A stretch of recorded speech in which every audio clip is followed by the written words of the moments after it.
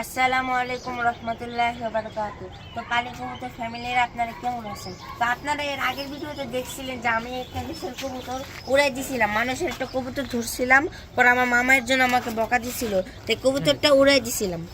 তো এই কবুতরটা আবার এসে পড়ছে আমার কাছে। তো এই কবুতরটা আসার কারণটা এখন আমি বলবো।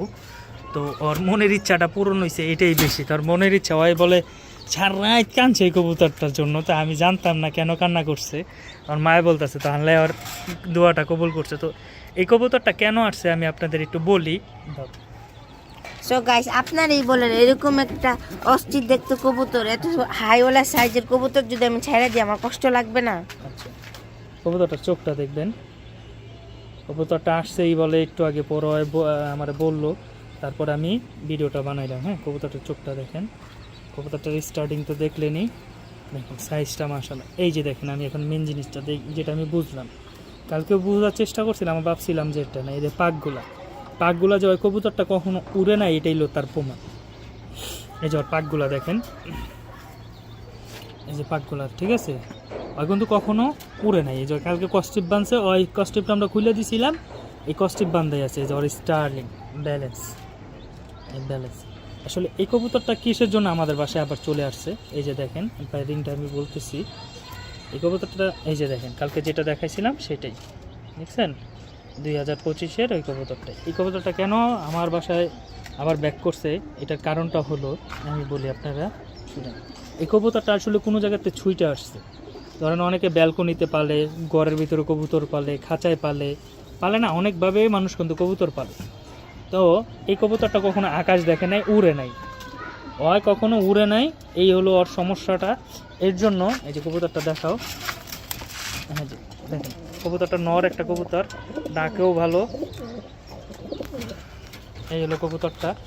এই কবুতরটা কখনো উড়ে নাই, ওই কখনো আকাশ দেখে নাই, ওই খাঁচার ভিতরেই বড় হয়েছে, খাঁচার ভিতরেই আর আর কি যে কোনোভাবে যে কোনো কারণে হয়তো হাটে নিছে বা করছে, ওই কবুতরটা ছুটে গেছে।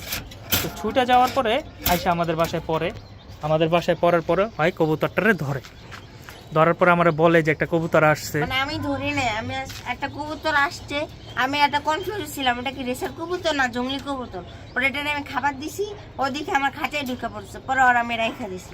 তো এই যে যাই হোক, দুই দিন ঘন্টা বা এক রাত রাখছে, এরপর তো ক্যাচ করে লাইছে, এটাই ওর বাসা। যখন আমি এই কবুতরটাকে ছাড়ি, আমি ছাড়ি, তো হ্যাঁ ভিডিও বানায় ছাইরাও দিছি। হ্যাঁ, তো কালকে কিন্তু ছাড়ছি 12টা-1টার দিকে কবুতরটা আমরা রিলিজ করি, কিন্তু আজকে কবুতরটা আবার আমাদের বাসায় ব্যাক করছে। সারাদিন ঘুরছে, ওর বাসা খুঁজছে, বাসায় যাওয়ানোর জন্য খুঁজছে, কিন্তু যাইতে পারে নাই। ঠিক আছে, তো বাসায় যাওয়ানোর জন্য অনেক চেষ্টাই করছে, তো যাইতে পারে না, ওই বাসা নাই, কোথায় চিনবো? ওরা তো কোনো আকাশ দেখায় নাই, ঘরের ভিতরে পালছে, কন্ডিশনও দেখেন, এই যে আবার দেখাই, কন্ডিশন দেখেন, এই যে পাকগুলা দেখেন, পাকগুলা দেখেই বোঝা যাচ্ছে যে কখনো ওরা উড়ায় নাই। এই জন্য কবুতরটা আসলে আমাদের কাছে আবার চলে আসে। এখন আমরা আবার কালকে একটা ট্রাই করবো, ওরা ছাড়বো। আজকে যেহেতু সন্ধ্যা হয়ে গেছে, কালকে ওরা আবার ছাড়বো, ছাড়ার পরে বুঝতে পারবো যে আসলে কি কারণে আবার ভিডিও বানায় ছেড়ে দিব ইনশাল্লাহ। তো সবাই দোয়া করবেন কবুতরটা যে মালিক যে ফেরত পায়, ওর মনের ইচ্ছা জানি পূরণ না হয়। ওই কবুতরটা রাখার জন্য আজকে বিশ্বাস করবেন না, কালকে কান্নাকাটি বলে করছে অনেক, কবুতরটা আমি ছাড়লাম কেন, এটা বলে ওর খুব শখের কবুতর ছিল। কিন্তু মানুষের কবুতর তো আসলে রাখা ঠিক না, এটা মানুষ শখ করে কিনছে, যেভাবে পালছে, বারান্দায় পালছে বা যেভাবেই পালছে। তো আশা করি সবাই দোয়া করবেন, কবুতরটা কালকে রিলিজ করব, শর্ট ভিডিওতে দিয়ে দিব ইনশাল্লাহ। আর গাইস, আমাদের চ্যানেলটা কিন্তু ডাউন হয়ে রয়েছে, আর আগের মতো আর ভিউজও আসতেছে না, শর্টসেও ভিউজ আসতেছে না। তো আমাদের প্রতিটা ভিডিও 2 থেকে 1 বার দেখার চেষ্টা করবেন, আর শর্টস বেশি দেখবেন, আর কপি লিঙ্ক করে আমাদের বন্ধুদের পাশেই থাকুন।